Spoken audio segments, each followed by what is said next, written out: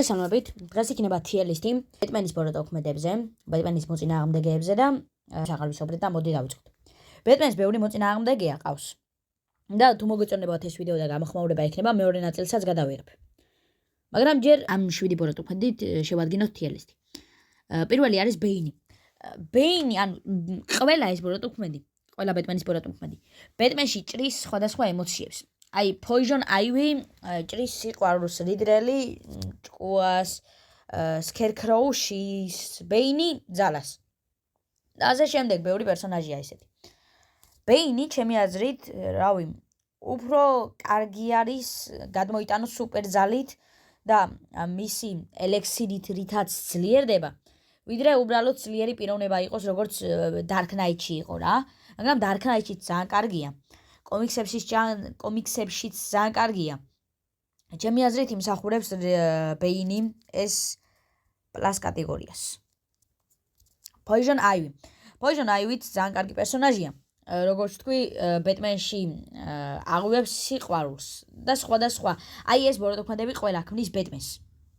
და Poison Ivy ჩემი აზრით არის ბოროტ მოქმედი, რომელიც ეს კატეგორიას იმსახურებს. შემდეგი არის რიდლერი.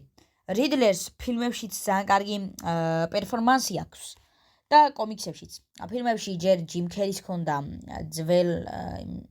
ძველ ბეტმენში და ძალიან კარგი პერფორმანსი იყო. შემდეგ ახლა რიდლერი იყო სულ ახალ ბეტმენში, ბოლო ბეტმენი რაც გამოვიდა და რიდლერი ძალიან კარგი პერსონაჟია კომიქსებშიც. და ჩემი აზრით იმსახურებს ეს პლუს კატეგორიას. შემდეგი არის Two-Face.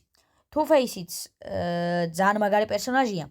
აი რაღაცა მონეტას რო ისვრის და მე მაგით იგებ სიტყვაზე მოჰკლავს თუ არ მოჰკლავს და ბეტს და რენდომს ანდობს მის და მოწინააღმდეგეების ბეტს. ძალიან საკაიფო პერსონაჟია, ამასაც ორი პერფორმანსი ჰქონდა ფილმებში. ერთი ძველი, აი რიდლერი რომელ ფილმშიც იყო ძველ ბეტმენში, აი მაგ ფილმში იყო და ახლა რო Dark Knight იყო მაგაც. ჩემი აზრით Two-Face-იც ძალიან კარგი პერსონაჟია და ჩემი აზრით იმსახურებს ეს კატეგორიას. Mr. Freeze. Mr. Freeze ახლა რა პერსონაჟებიც იყო? ყველასგან განსხვავებულია. ჯერ მისი ისტორია აქვს ძალიან კარგი, იმიტომ რომ ამ პერსონაჟებიდან მხოლოდ ბეინზე შეიძლება თქვა, აი ძალიან გულის დამწყვეტი და ძალიან რაღაცნაირი ისტორია რა. აი არც ერთ პერსონაჟზე არ დამწყდომია გული, როგორც სიტყვაზე Mr. Freeze-ის ისტორიის მოსმენის შემდეგ, როცა სიტყვაზე მისი ცოლი გარდაიცვალა, მერე მის გადარჩენას ცდილობს და ასე შემდეგ.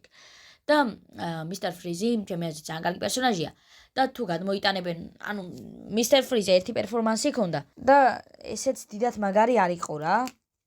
Poison Ivy-სთან ერთად გამოჩნდა ძველი ბეტმენის ფილმში.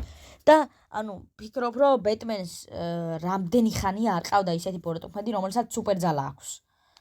და რამეს იყენებს და ჩემი აზრით DC-უ რადგანაც უფრო კომიქსური სამყაროა და ანუ თვითონ რადგანაც Homelander-ი გამოჩნდა და რადგანაც Invisible-ის სამყარო გამოჩნდა და რადგანაც The Boys-ის სამყარო გამოჩნდა, DC-ს აღარ ექნება იმის ძალა სიტყვაზე, რომ წარმოაჩინოს ბოროტი სუპერმენი, იმიტომ რომ ისედაც არსებობს Homelander-ის სახით და ცალკე Invisible-ში Omni-Man-ის და რა ვიცი, ეგეთ პერსონაჟების სახით. შესაბამისად, სუპერმენი უნდა წარმოაჩინონ ისეთი, როგორიც არის. და ისეთი, როგორიც არის სუპერმენი და როგორიც ჩანაფიქრიც იყო. ანუ კეთილი, ძალიან კეთილი, კარგი, ანუ ადამიანური და ასე შემდეგ. და შესაბამისად, უფრო კომიქსური სამყარო თუ უნდა გახადონ, მაშინ Mr. Freeze-იც უნდა გამოჩნდეს, Clayface-იც, Killer Croc-იც და ასე შემდეგ. და ჩემი აზრით Mr. Freeze იმსახურებს ეს პლუს კატეგორიას. და თვითონაც ძალიან კარგი პერსონაჟი ამ DC-ს ყავს, ანუ როცა Marvel-ს არ აქვს ეგეთი კარგი source მატერიალი, ეგეთი კარგი პერსონაჟები რა. და ფილმებით როგორ ასწრებენ ძალიან მიკვირს. არა, არ მიკვირს, იმიტომ რომ Warner Brothers-ი ისეთი სტუდია რომ არ გამიკვირდება რომ ეს DC-ს ჩავარდეს. მაგრამ ანუ ძალიან კარგი პერსონაჟები ყავს. აი Mr. Freeze, Captain Freeze თუ რაღაც ეგეთები ხო ყავს რა DC-ს. ცალკე Flash-ის მოწინააღმდეგე ყინულის სახით, ცალკე Batman-ის მოწინააღმდეგე, იქეთ Gorilla Grodd-ი, ანუ ბოროტ მოქმედებშიც არ უჭირს. და არც გმირებში უჭირს DC-ს და რატო არის ეგეთი ჩამორჩენილი Marvel-თან შედარებით? რავი, ძალიან ცუდია რა, იმიტომ რომ ახლა უნდა იყოს ამ DC უნდა დააბრუნოს კომიქსების ერა და ოქროს ხანა უნდა შეაჩეროს ოქროს ხანის განადგურება. და შეუძლია რომ პრაიმში ისევ აიყვანოს კომიქს სამყაროები. და ჩემი აზრით, აი ეს ბეტმენი და მისი ბროტმედებმა უნდა შექმნან ეგ. შემდეგი არის Scarecrow. Scarecrow, ჩემი აზრით არის C კატეგორია.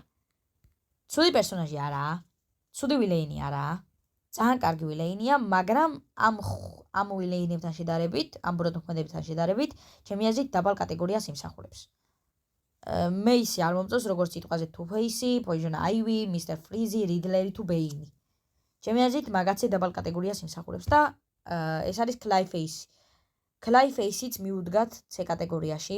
Clayface მირჩევნია Killer Croc. ან სხვა ბროტმედები, ანუ დიდათ არ მომწონს ეს Clayface-იც. მაგრამ ცუდი ბროტმედი ესეც არაა. ცუდი კი არა, ძალიან კარგი ბროტმედია და ჩემი აზრით C კატეგორიაც აი ამ TL-ში სხვა რომელიმე Marvel-ის ბროტმედი რო ყოფილიყო, ძალიან გამიჭირდებოდა რომ C კატეგორიის ზემოთ და მე ამეყვანა. მაგრამ ანუ ეს პერსონაჟები იმხელა დონის პერსონაჟები არიან, რომ Scarecrow და ჩემი აზრით Clayface ვერადიან მაგათ დონეზე. და ეს ვიდეოც დასასრულს მივახლოვ და თუ მოგეწონათ და ლაიქეთ, გამოიწერეთ არხი. ბეტმენს კიდევ ბევრი მოწინააღმდეგე დარჩა და ბროტმედი სიტყვაზე ჰაში, ჯოკერი თუნდაც და სხვა ბროტმედები. ეს აღარ ვისაუბრებ. ვიდეოს დასასრულს მივახლოვ და გემშვიდობებით. მომავალ შეხვედრამდე.